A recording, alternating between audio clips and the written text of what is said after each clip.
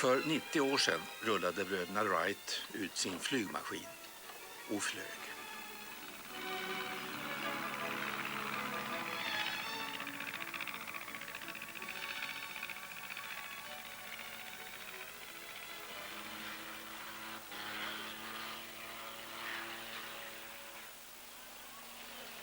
Flyget skulle komma att revolutionera kommunikationerna. Och detsamma gäller ju seklets andra stora uppfinning, automobilen.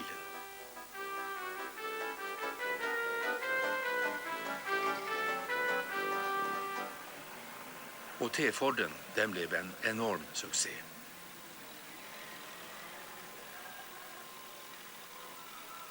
Liksom snart också radion.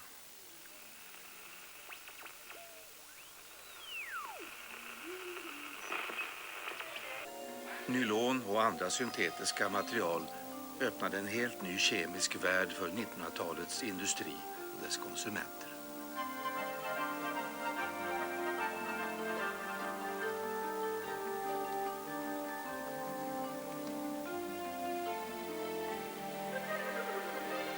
Det fantastiska seklet. Ja, det där var alltså några exempel på de tekniska och vetenskapliga genombrott som har skett under 1900-talet. Vi ska återkomma till flera här i Vetenskapens värld i närmare bestämt ytterligare 3 program. Och vi celebrerar alltså de här återblickarna genom att premiärvisa vår nya vignett. I och med dagens program så är Vetenskapens värld faktiskt inne på sitt 28:e år. Tack för att ni hänger med. Flyget och bilen och radion fick alltså sina publika genombrott i början av det här seklet. Men de skapades faktiskt redan under förra seklet. Och den första människan som flög i luften, det gjorde han för övrigt redan för drygt 200 år sedan. Och när det gäller bilen så fanns den i många varianter redan på 1800-talet. I Sverige till exempel i form av en ångbil som byggdes redan 1892. Också radion skapades under 1800-talet, men först under vårt sekel så utvecklades den till ett häpnadsväckande massmedium som till och med kom att påverka historiens gång. Vad hade till exempel Hitler varit utan radion, kan man ju fråga sig. Om radio och bilar och flyg i vårt århundrade ska vi alltså berätta i kvällens program. Och det har producerats av den amerikanska televisionen.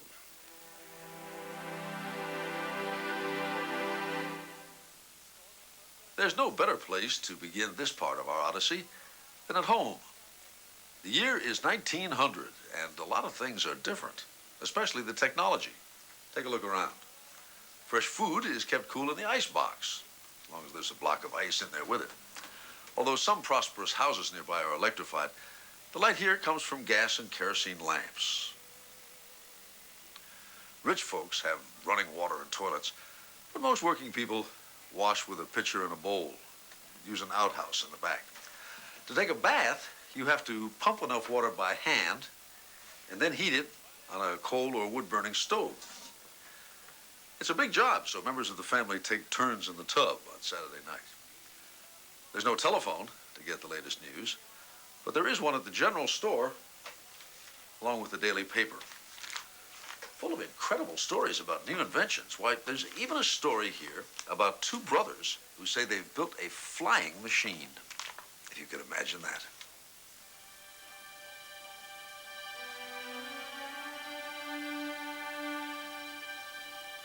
Det här är en av sekelskiftets mest spännande tekniska nyheter, flygplanet. 1903 blir bröderna Wright bland de första människor som lättar från jorden i en maskin som är tyngre än luften.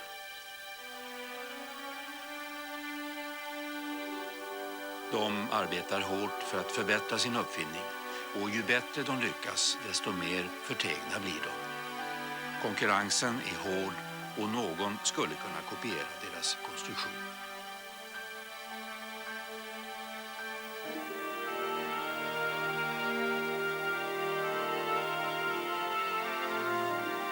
–1910 hålls en internationell flyguppvisning i den växande staden Los Angeles. The meet was ballyhooed all over.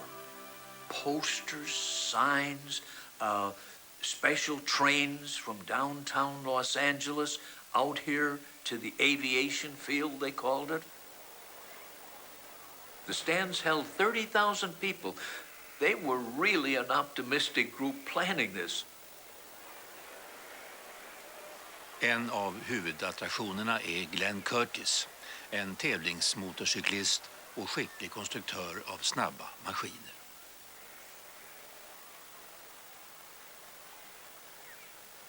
Curtis har hastighetsrekordet i flygning, hela 77,5 kilometer i timmen.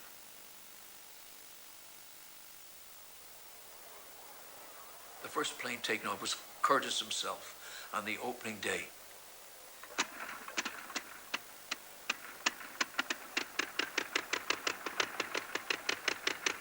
The crowd was silent, watching the engine rev up. There were those who doubted that this could even happen.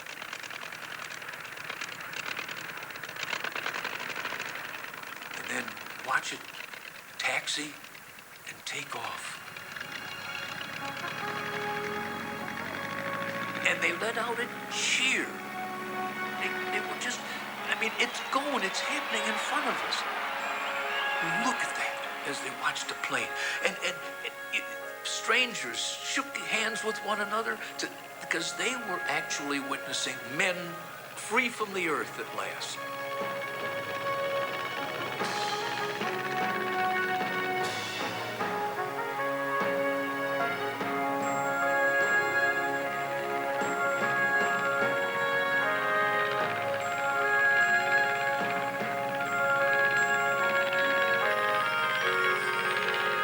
En fransk före detta cirkusartist och numera pilot, Louis Poulain, försvarar Frankrikes ära.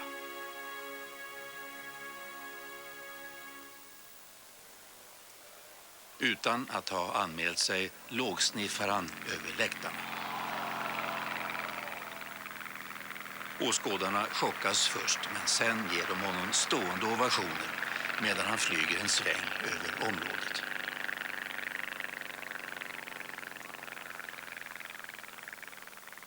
Under de följande 11 dagarna tävlar Poulain och Curtis om prissumman som är över $50,000. Amerikanen flyger fortast, men fransmannen vinner de flesta tävlingarna. Poulain went up, no parachute, 4,100 feet. Boy, that was something. And then Poulain also took the long distance record. He flew from here to the Santa Anita racetrack and back, 45 miles.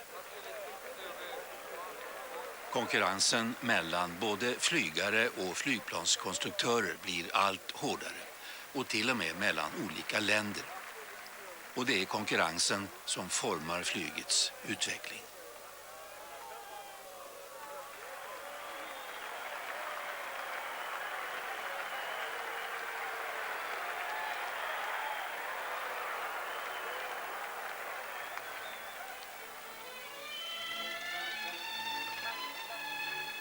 I flera år har Frankrike ansett sig ha ledningen.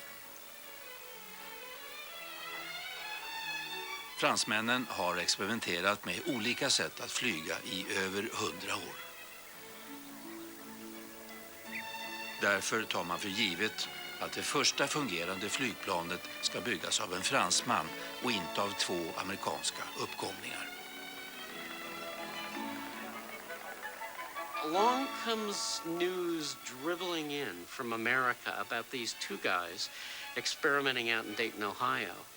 And it sounds as though if these stories are true, these guys have really moved well beyond anybody else.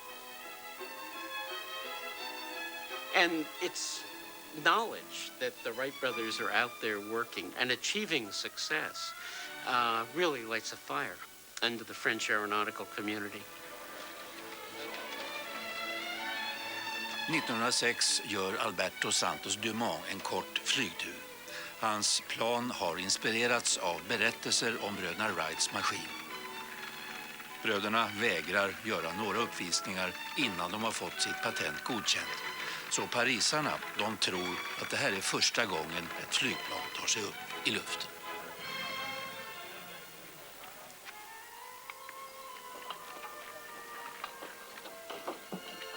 Det dröjer till 1908 innan bröderna äntligen visar sin skapelse. Wilbur Wright väljer Frankrike för sin första uppvisning utanför USA.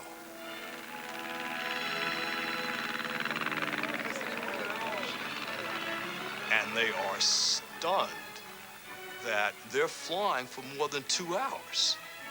And no one in Europe is flying for any more than a few minutes or half an hour. That is a rude shock in 1908 to be outdone so dramatically in Europe.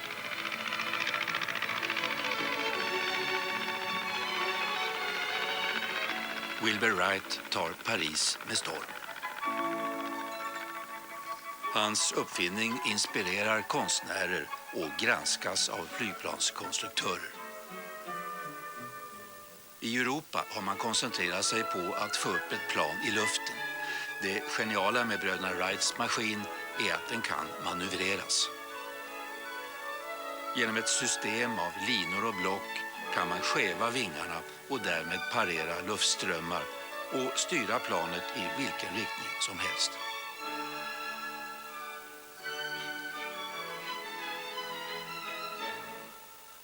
Trots brödernas patent så kopieras de skeningsbara vingarna snabbt.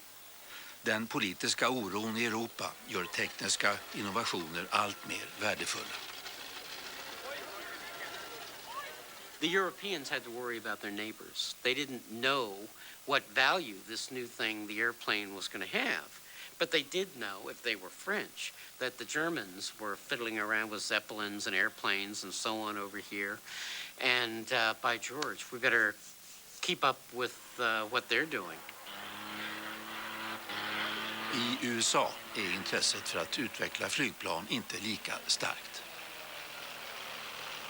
Ibland vill man bara göra reklam för sin verksamhet.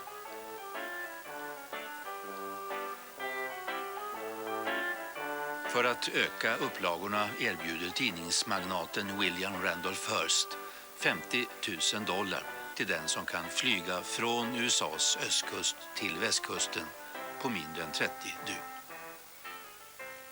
Calvert Perry Rogers ska flyga en maskin som byggts av bröderna Wright.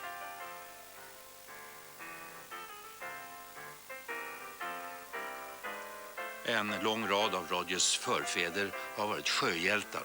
En sjukdom i barndomen har gjort honom döv. I flyget har han hittat något som passar hans gränslösa energi. Den stilige piloten är idealisk för Hearsts reklambilder och han flyger alltid med en cigarr i munnen.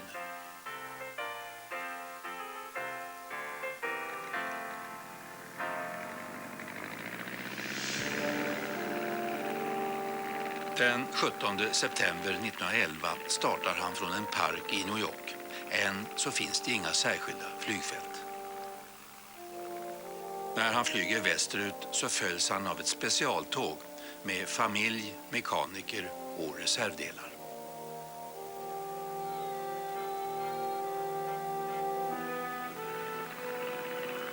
Rogers orienterar sig genom att följa järnvägen.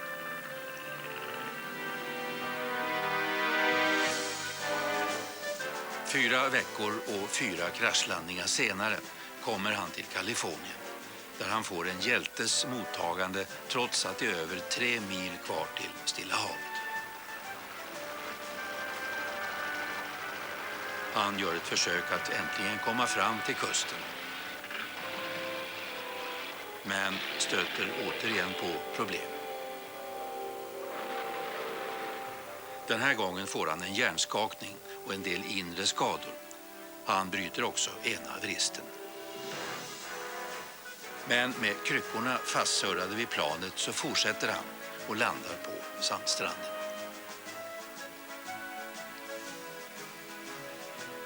Han är först över den nordamerikanska kontinenten och flygningen tog 49 dagar. Det man firar är viljans seger, ett dramatiskt bevis på att en enskild tävlingsmänniska kan fånga intresset och föra fram en ny teknik i blickpunkten.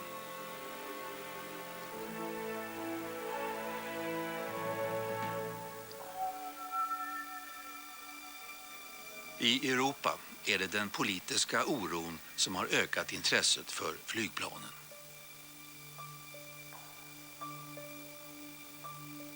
If you look at Europe before the First World War, you have really sophisticated flight laboratories popping up in one country after another. Even in nations like Russia, for example, you have major sites where really important aerodynamic research is being conducted. Again, in the German universities, wing theory is being born, for heaven's sakes.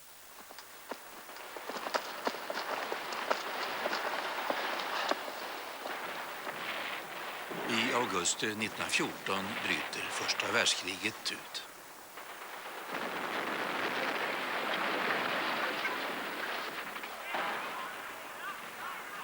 Markstriderna rasar, men ingen vet riktigt hur man ska utnyttja det nya flygplanet.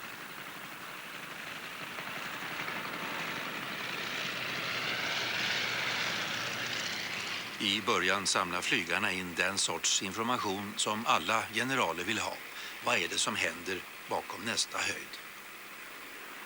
De mål som har upptäckts från luften kan beskjutas av artilleriet på marken.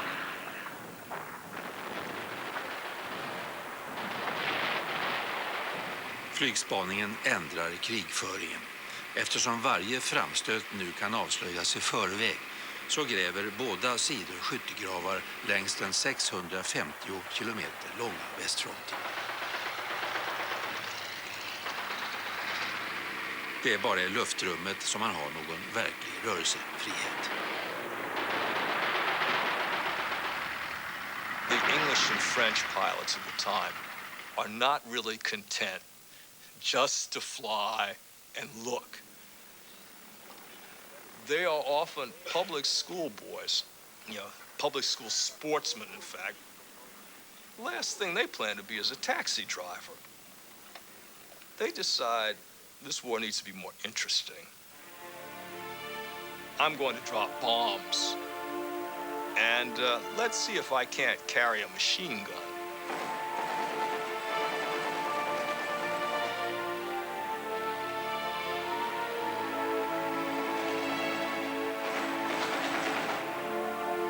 En tysk uppfinning synkroniserar eldhastigheten till propellerns rotation och man kan nu installera en kulspruta i planet.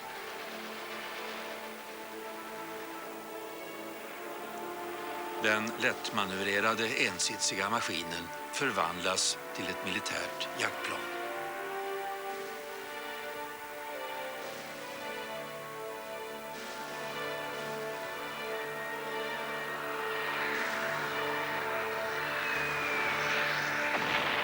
År 1917 har bombningen från luften skapat det tunga bombplanet.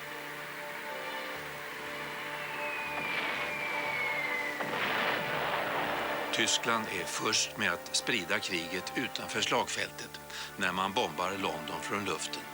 Dödsoffren är få, men det är en försmak av vad som ska komma. När USA träder in i kriget 1917 förvandlas flygplanet från en nymodighet till en nödvändighet.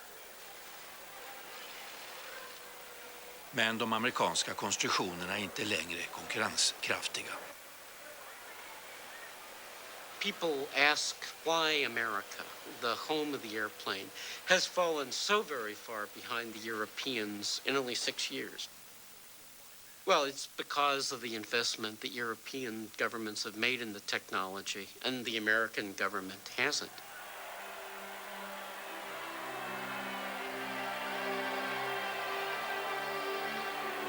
Efter krigsslutet 1918 så finns det inte längre något tvingande behov av flygplan. De federala myndigheterna säger upp kontrakten med de amerikanska tillverkarna.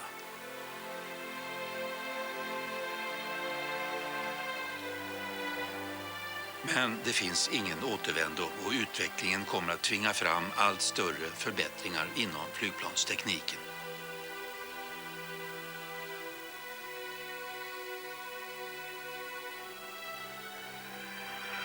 Det kommer att ta lång tid under seklet att föra ut flyget till den breda allmänheten.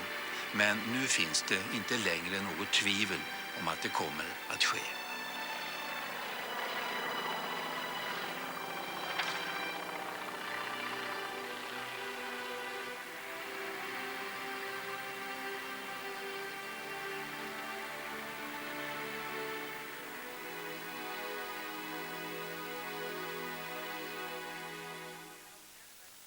When we think of technology, we inevitably think of inventions like the airplane.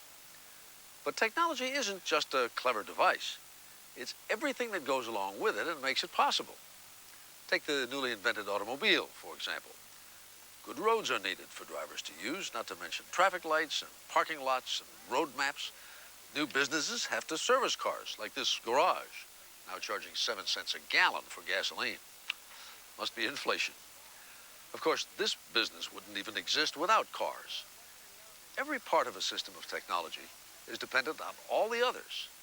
The birth of an invention, like the automobile, is only the beginning.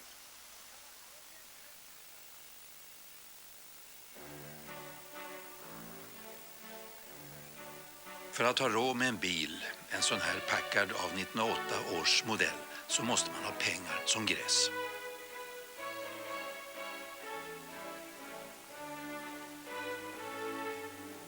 Man behöver också ha en mekaniker för att hålla den igång. Den här invecklade uppfinningen verkade vara en leksak för de rika. Om den inte gjordes billigare och blev lättare att få tag i. Henry Ford påstod sig veta hur det skulle gå till, och han hade förmågan att locka till sig begåvade ingenjörer. Hans medarbetare var liksom han själv självlärda, men de var bland de bästa bilkonstruktörerna i Detroit.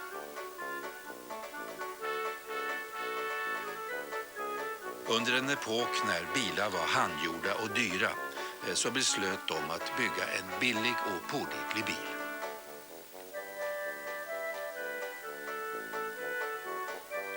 De vet att hemligheten är att förenkla tekniken, skapa en bil som är lätt att sätta ihop och som ägaren själv kan underhålla. Konkurrenternas bilar bestod av över 8000 delar, men deras bil ska inte behöva fler än 5000 delar.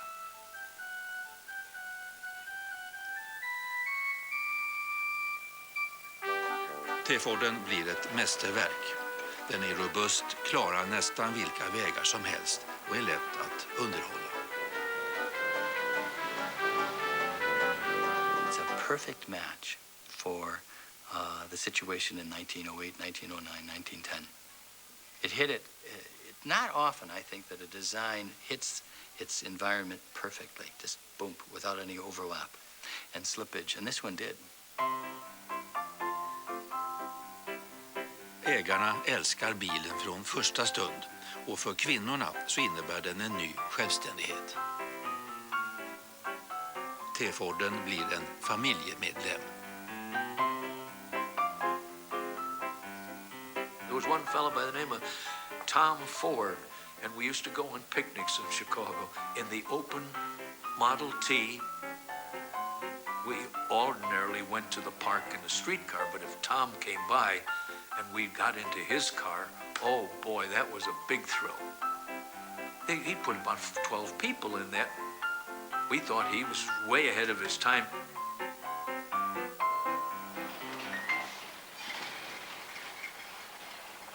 –1912 bygger man 78 000 bilar, och det är dubbelt så många som året innan, och beställningarna fortsätter att välla in.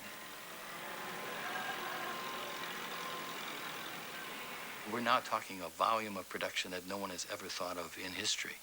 So if you're going to really turn out thousands and thousands of units, you've got to now get very fine-grained about how do you get these heavy, funny-shaped objects, the various subcomponents of a car.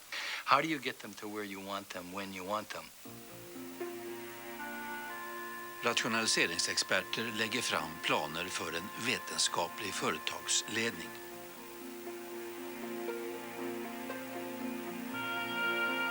Men Henry Ford har redan utformat sin fabrik så att delarna levereras i en för tillverkningen logisk följd. Sen får man en briljant idé. Man konstruerar verktygsmaskiner som inte kräver någon större yrkesskicklighet att hantera.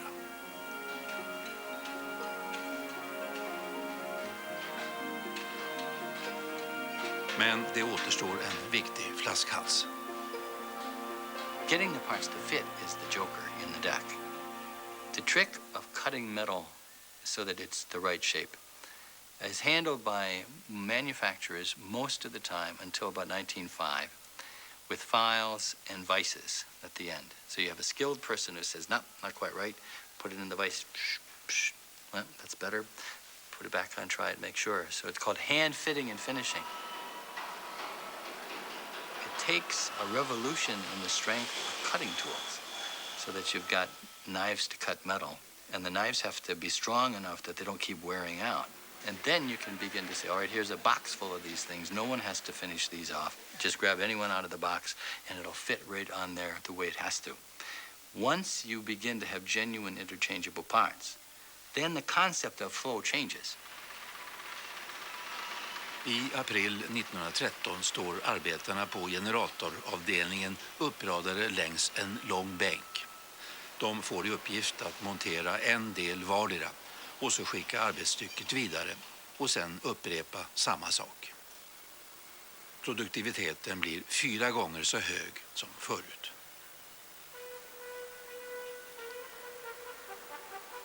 Snart använder man samma metod vid monteringen av motorerna och av växellådorna.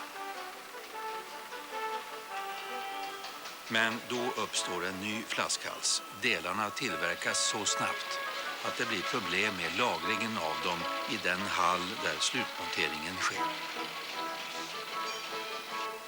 På försök bygger man ett löpande band där också. I början så följer montörerna med bandet. Sen får de stå stilla medan delarna levereras till dem. Monteringen av chassit tar nu mindre än 2 timmar mot tidigare 12,5.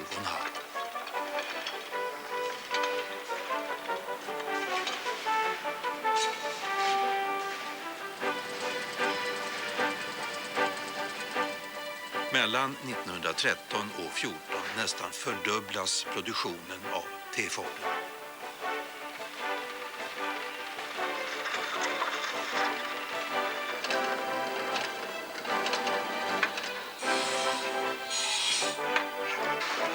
Det löpande bandet lägger grunden till konsumtionssamhället med dess ofantliga mängder av produkter.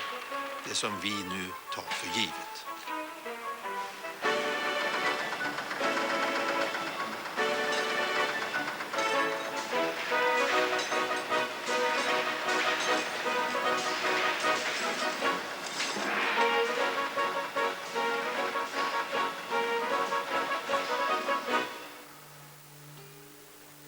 Men för arbetarna vid det löpande bandet har produktiviteten sitt pris.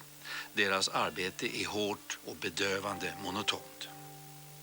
1914 stannar genomsnittsarbetaren bara 4 månader på Ford.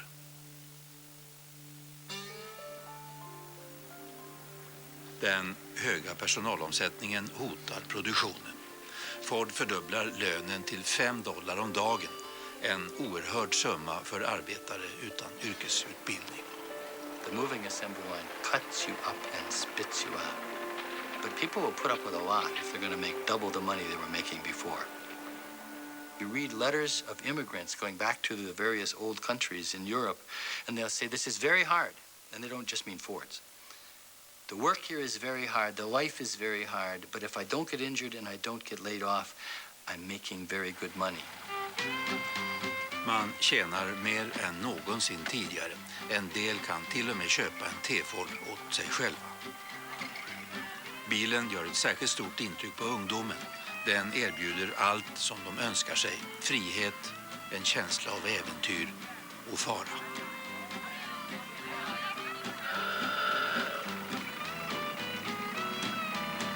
Ingenstans är bilen populärare än i Los Angeles. Den första stad som får känna av bilismens effekter. You now could go your own way to any destination you had. You didn't have to depend on public transportation and wait for public transportation. The big thing, you didn't have to wait. It was your car and your transportation. Bilen börjar förändra städernas utveckling. Nu kan man bo nästan var som helst, långt borta från stadskärnan.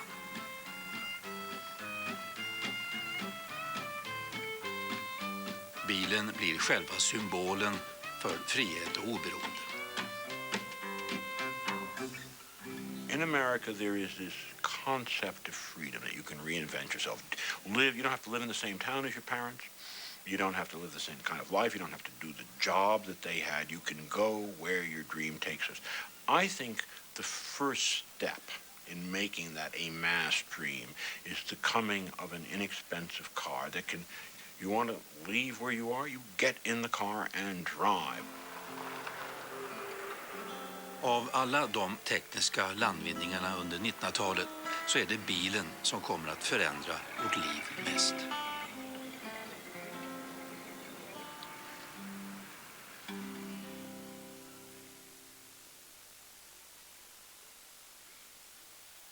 Sometimes we don't even know what a technology is good for. It can take years to find out. A good example is radio. At first, around the turn of the century, all you can produce with a radio transmitter is a blast of radio waves created by an electric spark.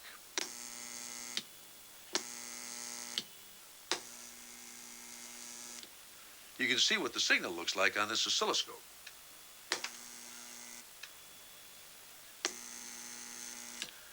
When these waves are switched off and on by a telegraph key, the result is wireless telegraphy.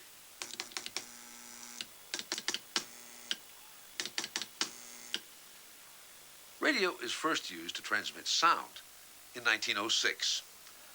That's when an American physicist generates a continuous wave signal, which he then modulates with sound. He tries it out on Christmas Eve along the Massachusetts coast. Wireless operators aboard ships at sea think they have heard a miracle when from among the Morse code beeps on their headphones, there emerges the sound of a violin playing Silent Night.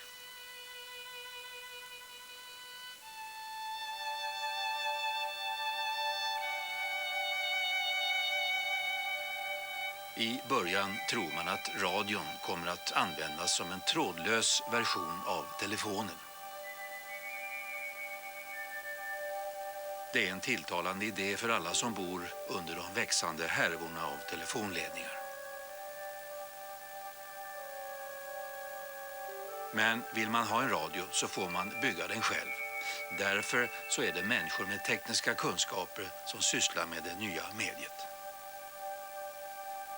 Often there were men who'd been in the war who learned about radio there, and they came home. They put vacuum tubes in their pockets as they left because there weren't any vacuum tubes available. And when they got home after World War I, they started building radio sets with vacuum tubes. 1916 monterar Frank Conrad ihop radioutrustning som tillverkas av hans arbetsgivare Westinghouse.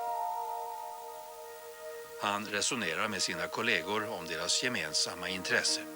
Och en dag börjar han spela musik för sina vänner via etern.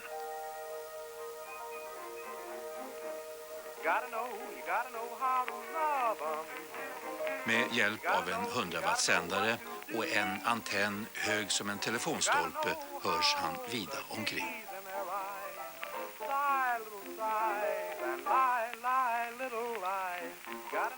En av cheferna på Westinghouse, Harry Davis, hör talas om Konrads sändning och blir inspirerad. Davis inser att radion kan bli ett massmedium.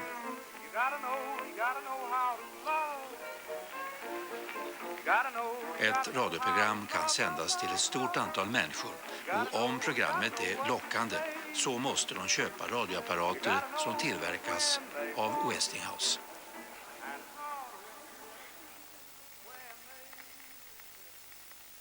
–1920 sänder Westinghouse ett av historiens första radioprogram från fabrikens tak. Och när man avslöjar valresultatet innan det står i tidningen så väcker det sensation.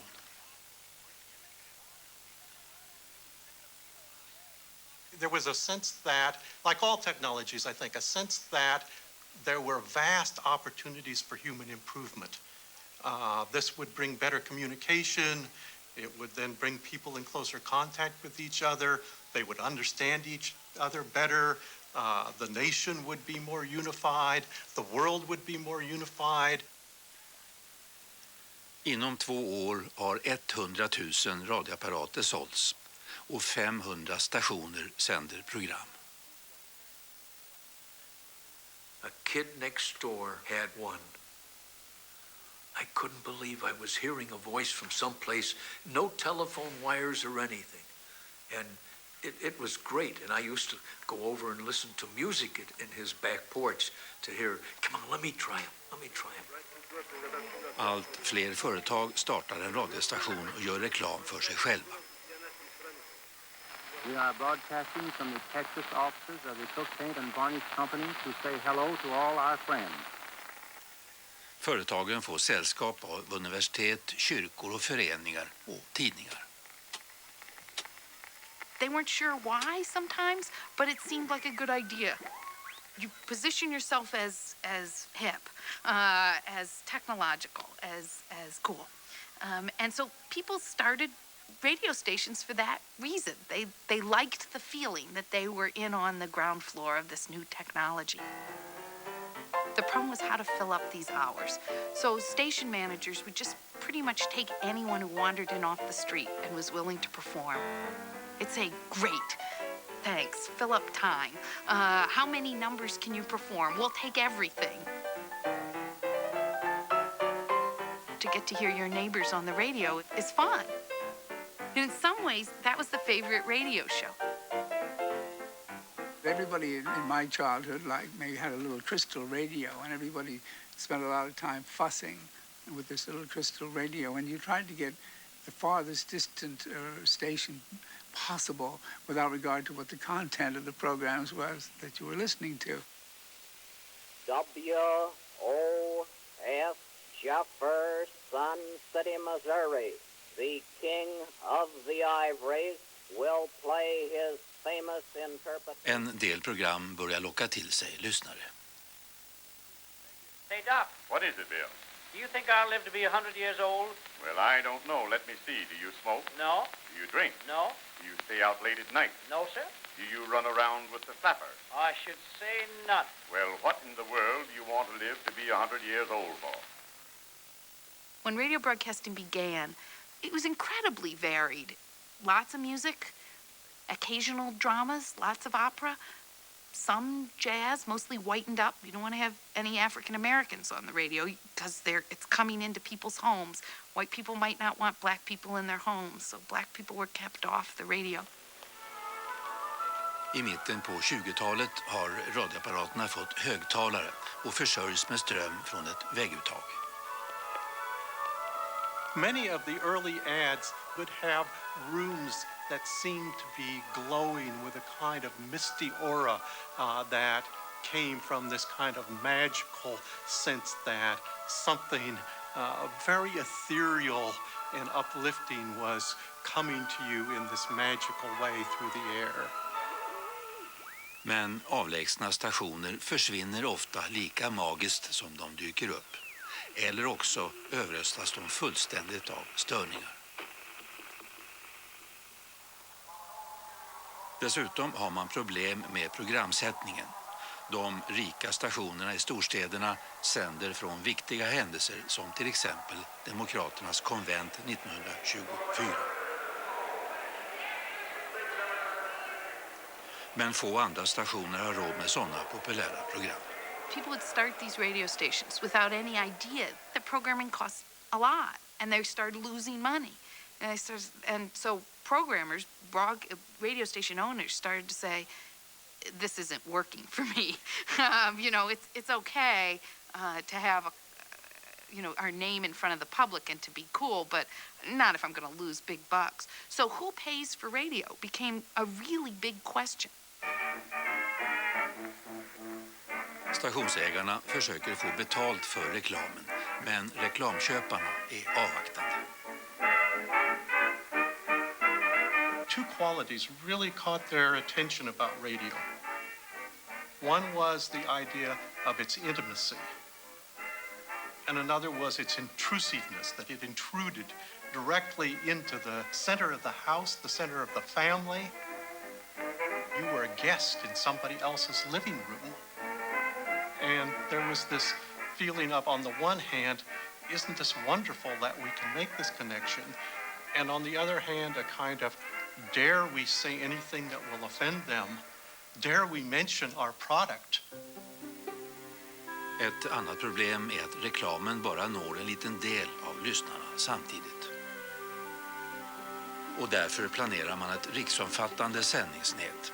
Om signalen sänds via telefonledningarna till lokala stationer över hela landet så ökar ju antalet lyssnare.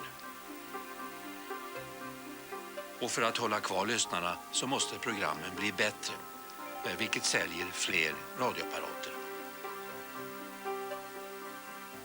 Det här är en idé som löser många problem, och 1926 så bildas det första rikstäckande radiobolaget National Broadcasting Company, NBC.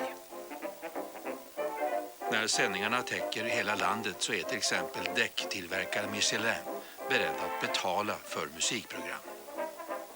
Kostymeringen är allt annat än diskret, men produkten nämns bara i programtiteln Michelins timme.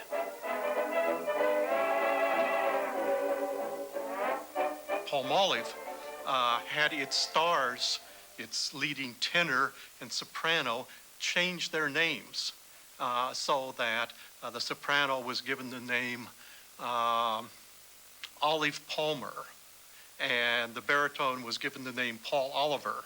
And for the next few minutes, you are going to be entertained by Rudy Vallee and his Connecticut Yankees. Came to accept these commercials is that these great entertainment talents took this material, integrated it into entertainment programming, and made it seem not so bad. As the storm breaks around them, the sheriff's posse gathers at Pine Creek Forks. På 30-talet får radion sin slutgiltiga form. All right, boys, let's hit out. En teknik som man trodde skulle ersätta telefonen har utvecklats till något fullständigt unikt. Come on, men. We're gaining on them. They've seen us, Tom. Right, fellas. They probably have fresh horses at the creek.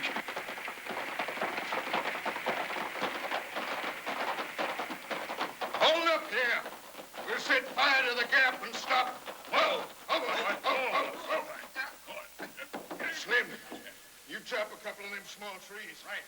We'll spread a fire they can't get. As radio helps sell more and more mass-produced goods, like this refrigerator, there are more new goods to sell, thanks to another technological revolution. This one has to do with materials, what things are made of. In 1930, before the revolution, milk bottles are all made of glass. You can see through them to tell just how pure the milk is, but you do have to be careful when you put them down. They're heavy, too. This tennis racket is strong and it's flexible because it's made of white maple. But the wood isn't cheap. The tennis balls bounce just fine thanks to their Malaysian rubber. But Malaysia is awfully far away. In fact, this handkerchief is smooth and lightweight because it's made by silkworms in Japan. But in the 1930s, Japan is getting less friendly each year. All of these materials are natural, but all of them are relatively expensive or hard to get. Then, one day a chemist decides to find out just what gives these materials their desirable qualities. He wonders if it might even be possible to create something like them in a laboratory.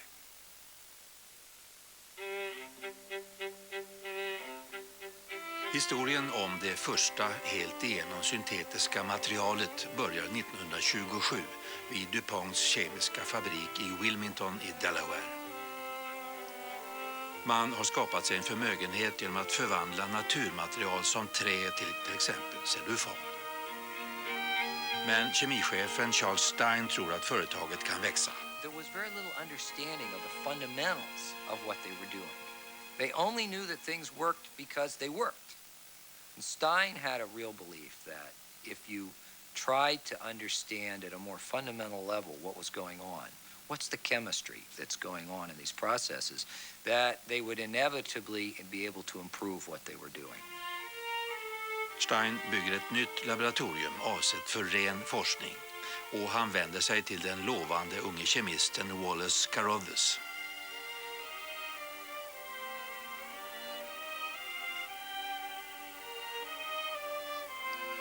Han tackar ja sen Stein lovat att han själv får bestämma över sin forskning.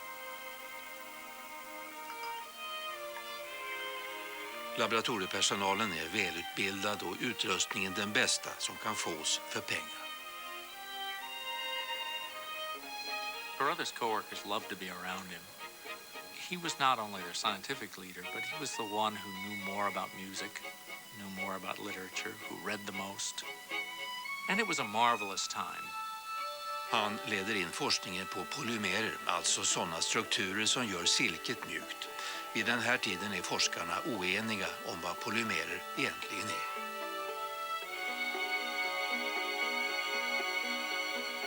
Carruthers wanted to show that these natural materials were just longer chain molecules. They weren't mysterious.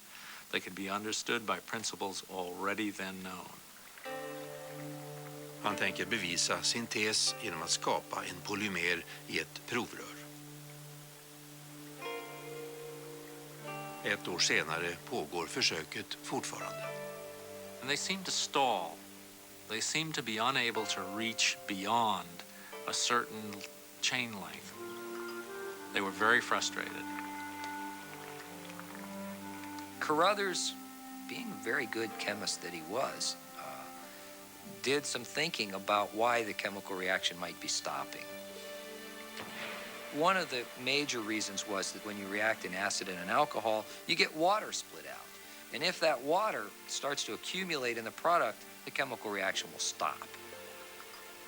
Forskarna använder en specialbyggd destillationsapparat för att avlägsna de sista vattenmolekylerna som hejdar den kemiska reaktionen. Julian Hill waited for days and days until he thought the chemical reaction was completed.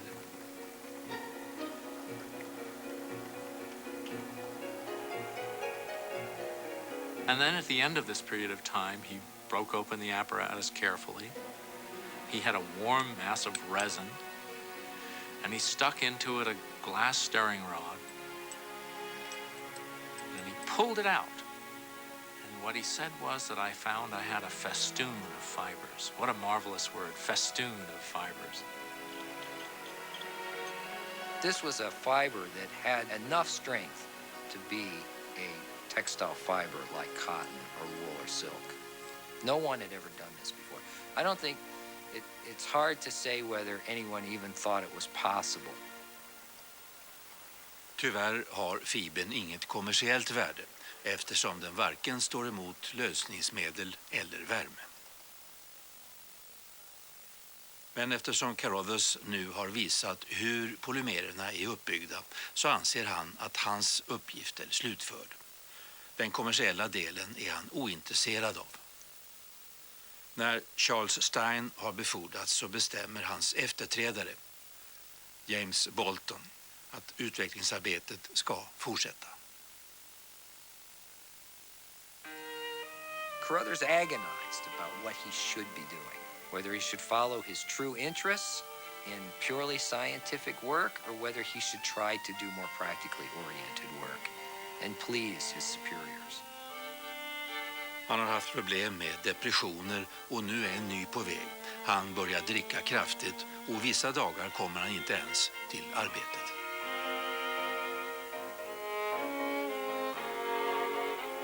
One of his friends said that he knew that Carruthers had carried a small capsule of cyanide in his pocket all the time. No one ever saw him ready to use it. Nevertheless, it was well understood that he always carried the poison with him that he could eventually use to kill himself.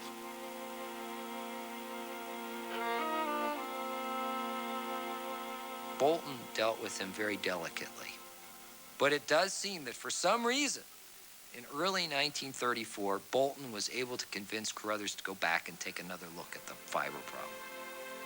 I maj 1934 lyckas han få fram en stark och elastisk fiber som klarar höga temperaturer. Namnförslagen är många och till slut så fastnar man för nylon. Carruthers was by now the foremost polymer chemist in the world. But success did not help the man. Success made his problems worse in some ways.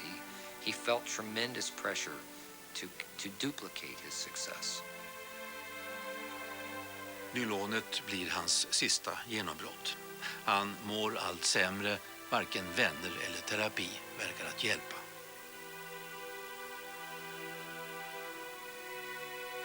Våren 1937 tar han sitt liv genom att svälja det cyankaliumpiller som han burit med sig i åratal. Han hinner aldrig få det Nobelpris som många anser att han förtjänade. Carruthers' discovery was really the turning point in the synthetic material revolution. Having done that, fiber, rubber, and plastic became available to us by modifying the techniques that Carruthers first invented. Den kommersiella revolutionen börjar när DuPont startar massproduktion av nylon. Företaget tillverkade sitt nylon av så billigt och vanligt material som kol.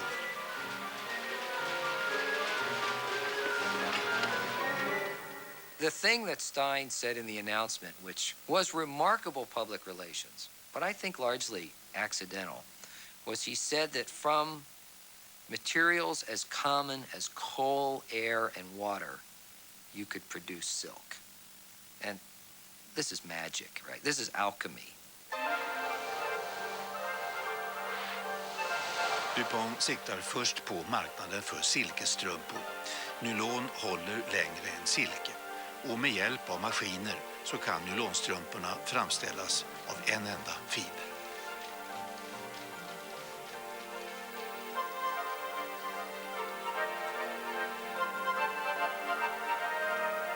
Nylonfibern är så stark att strumporna kan göras nästan osynliga. Nylonstrumporna tar slut så fort de kommer ut i butikerna.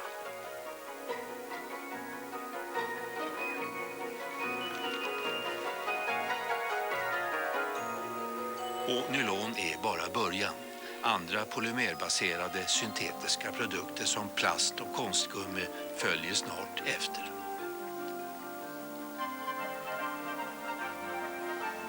När vetenskapliga metoder tillämpas på marknadens behov så kan resultatet bli en revolutionerande teknik.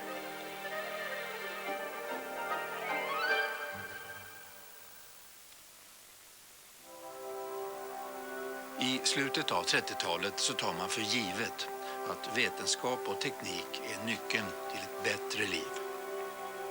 Framstegstron konkretiseras i New York.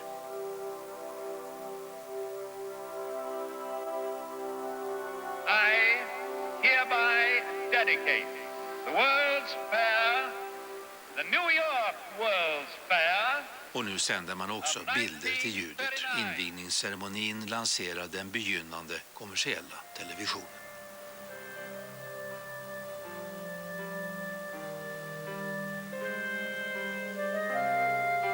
Tron att tekniken kan skapa en bättre värld var som starkast under världsutställningen 1939.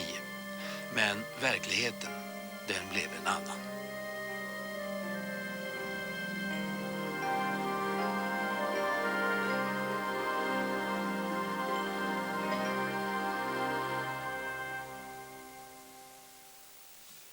Och detta var alltså det första programmet i vår serie om det fantastiska seklet. I program nummer 2 så ska vi berätta om den kanske största tekniska revolutionen någonsin i mänsklighetens historia.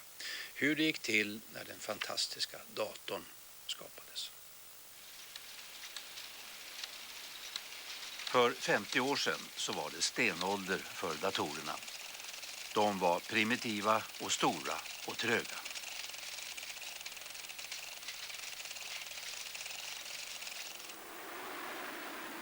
Men snart så blev det en livsnödvändighet för supermakten att göra dem bättre.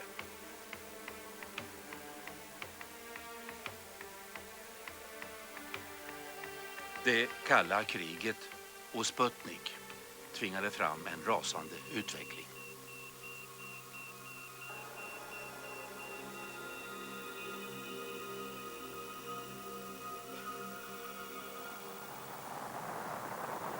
Det handlade om sekunder och minuter om fienden slog till.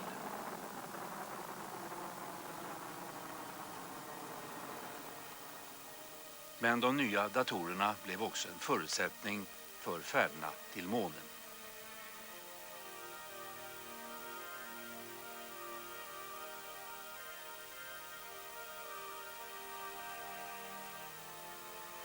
Datorerna blev allt mer sofistikerade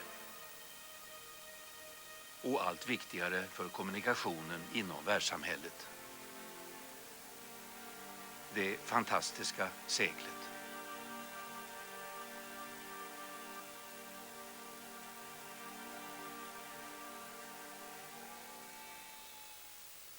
Och till datorernas underbara värld ska vi alltså återkomma i nästa avsnitt i den här serien.